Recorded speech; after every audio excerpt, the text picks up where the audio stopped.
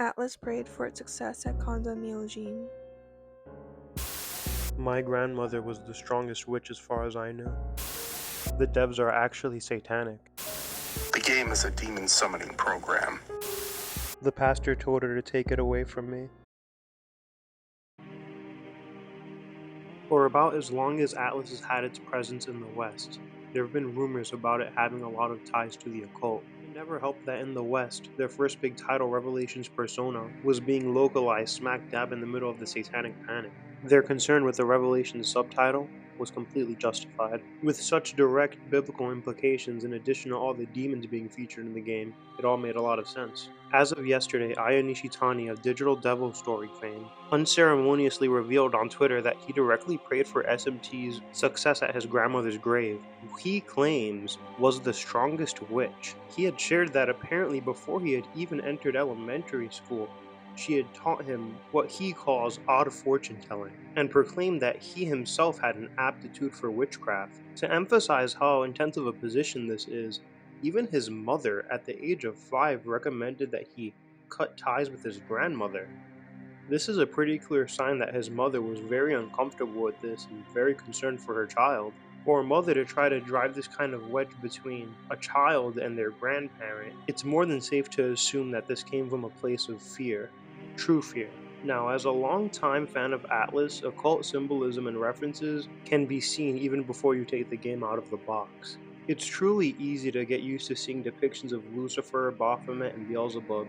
There's a plethora of other demonic figures and mentions of Aleister Crowley and Satan. These are all commonplace. So in conclusion, would it be safe to assume that Atlus is devil worshippers?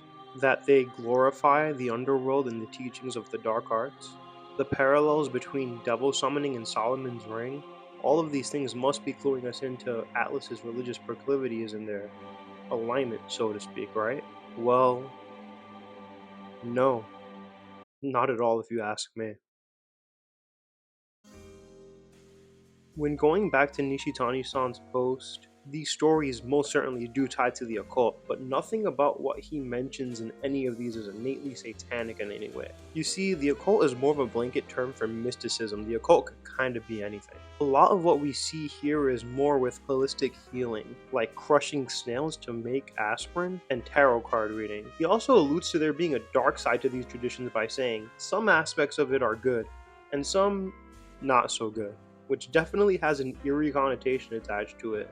And let me just say on the record, I did not expect the Allfather of Megaten to randomly just drop that he had an upbringing in witchcraft, but it truly is kind of shocking that this happened at all. It's truly wild that we're hearing all this occult stuff now, so far into the future, past all the controversies where Atlus did get a successful franchise out of Shin Megami Tensei. And Nishitani is an absolute legend, so I'm surprised this news didn't make a bit bigger of a splash. Without this guy, there's no Persona, Catherine, SMT, Soul Hackers, none of it.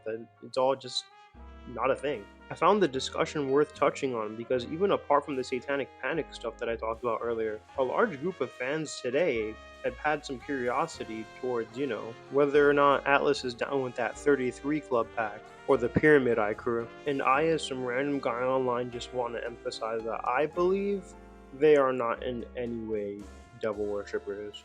And I believe that writing off Atlus as any of that is a gross oversimplification of their art and even our religion and culture just as humans. For starters, Atlus embraces everything. It's not like just the demons of mythos get represented. Not to mention, they're used more as set dressing than one-to-ones for a lot of the stuff they cover on. And they certainly don't glorify demons in their portrayals in the games. On the other foot, we have a bunch of heavenly and angelic representation to balance things out too. There's the Messiah from Persona 3, archangels, actually just put in Persona 3 in its entirety. Not to mention a scene where I think we get a glimpse into Atlus's viewpoints on the church explicitly in Persona 5. Japan doesn't have the same religion and practices as we do here in the West, so it's really interesting to see their take on the Bible. It talks on its strengths of community and the effect it's had globally around the world, and kind of treats it with a certain kind of reverence that you could tell that even though they may not exactly subscribe to the faith, they definitely appreciate and understand it. I just think that Atlus as a company is is never black or white. They always want to show that there is never a clear-cut answer to anything. They emphasize the beauty of expression and differences of opinion. As far as all the occult stuff goes, I think this is just kind of what Nishitani's truth is. It's the art. Think about like Miyamoto digging through caves and thinking about the concept for Zelda, or Satoshi Tajiri loving beetle wrestling, and then eventually we got Pokemon. Nishitani murdered snails and we got cadenza. Fun fact, I myself am a good Christian boy, so going on these forums around for years, seeing all these people panic and questioning their faith over Atlus games, it's just a bit funny to me because I can confidently say that nothing about the art that Atlus puts out in their games is even a little bit evil. It's like, have you played these things? More often than not, it's about the indomitable human spirit, culture, and connection.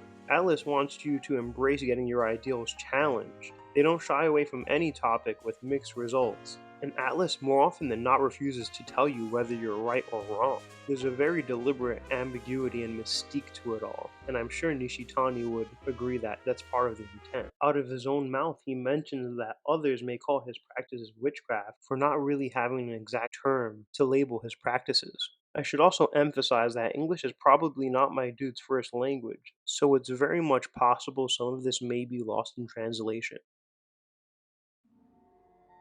But beyond a shadow of a doubt, I can tell you that now we all know, regardless of anything, Atlus indeed does have its roots in witchcraft, therefore confirming it has ties to the occult.